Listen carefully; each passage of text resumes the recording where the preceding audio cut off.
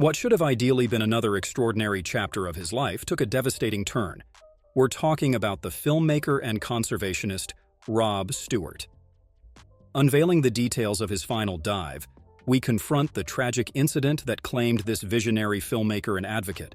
What secrets lie in the underwater abyss, and how did they contribute to Rob's devastating departure?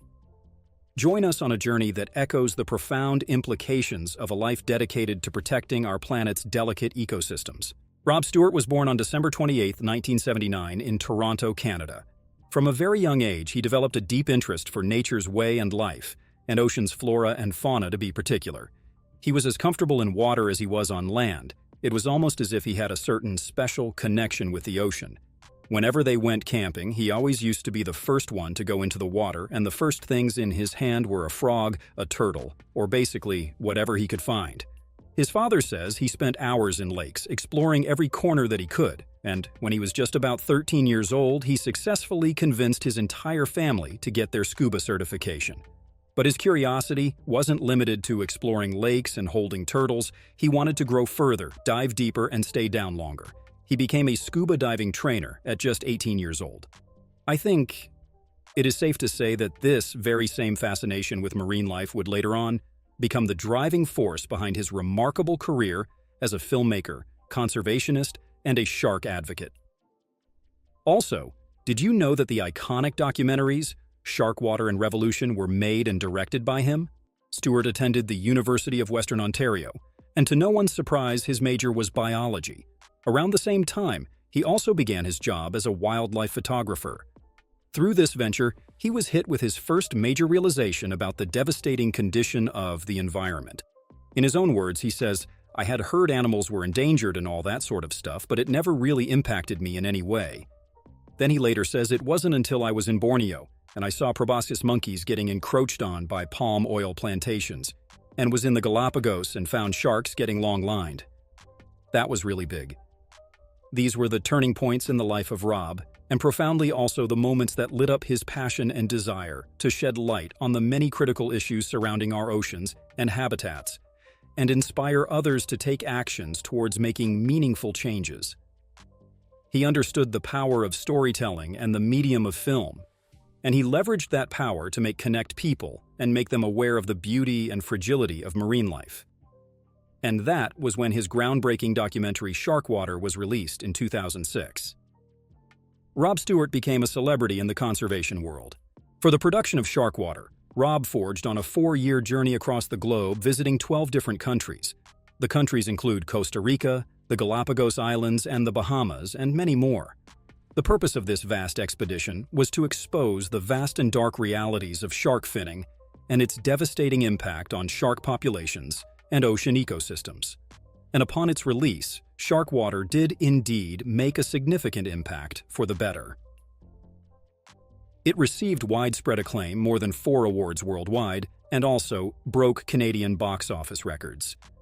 But the most important thing was Stewart's goal of changing the worldview on sharks was accomplished through this to an extent.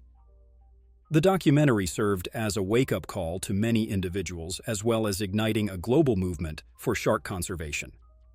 January 31st, 2017. Initially started like any other normal day for Rob.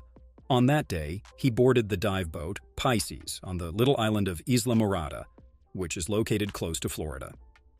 His destination was the Queen of Nassau, nearly a century-old ship sitting 70 meters, 230 feet below the ocean surface. To be more precise, he wanted to capture footage of the elusive sawfish that reportedly swam through the sunken wreck. The sawfish, once upon a time, used to be common in the tropical waters of the Atlantic, with a 5-foot straw attached to a 20-foot fish. This creature is a delight to say the least. Like is the case with many sharks and rays, saws have also been hunted down to near extinction. In the present time, it is quite a rare fish to spot, which makes its appearance so surreal. Sometimes the divers can catch a few glimpses before the sawfish vanishes into the vast ocean. Stewart that day had made it his mission to capture the sawfish on footage that day. Little did he know the terrible fate that awaited him. He was accompanied by a few people on the boat. That included the captain of the boat, David Wilkerson, who was his friend, and Brock Cahill, who was a collaborator, the dive instructor. Peter Sodus and his wife Claudia, who is a doctor. That day, the 37-year-old filmmaker dove deeper than he ever had before in hopes to capture the beauty of the rare sawfish and shed light on the critical issues facing our oceans. Unfortunately for Stewart, he couldn't find the sawfish on either of the two planned attempts that day.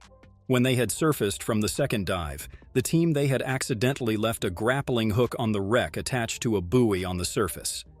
Stewart and Sodus came to the conclusion to dive again in order to retrieve it, and as they resurfaced from the third dive just after 5 p.m., Stewart gave the OK sign, but just a few moments after, an air of urgency washed over as Sodus began climbing into the boat.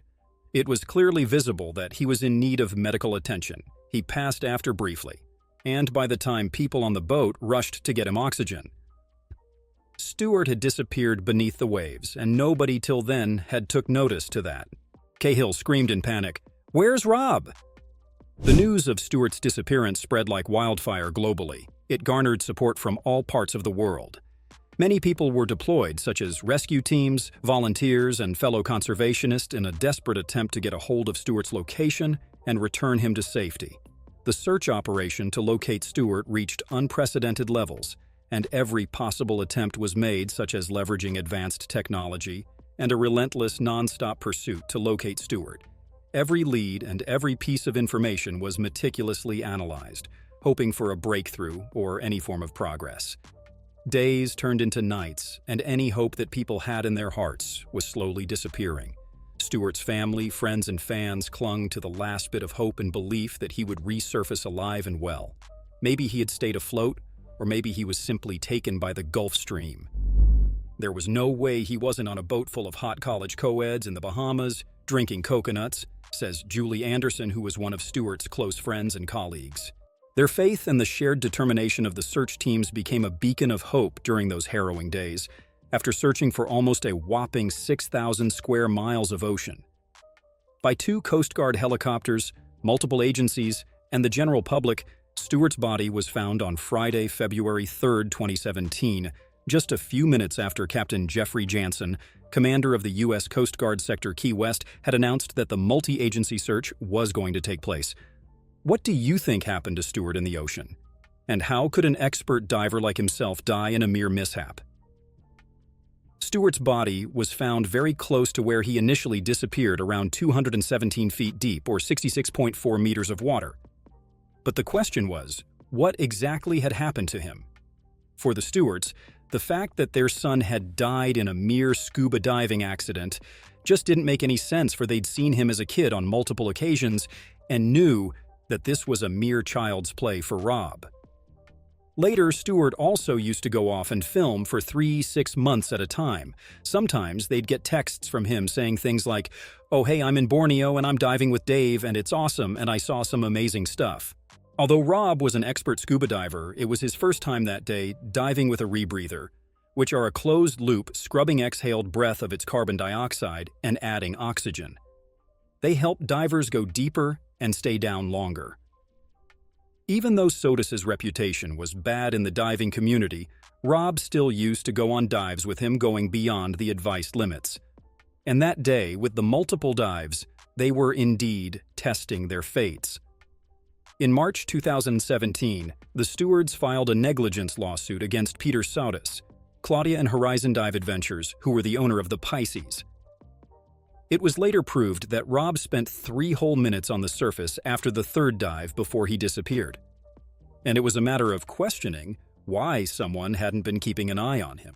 Even though the opinions of this case's judgment might differ, one thing is for sure, and that's the fact that Stewart's death was a huge loss to our community. We can only imagine what his family must be going through. Our heartfelt condolence to his family and friends.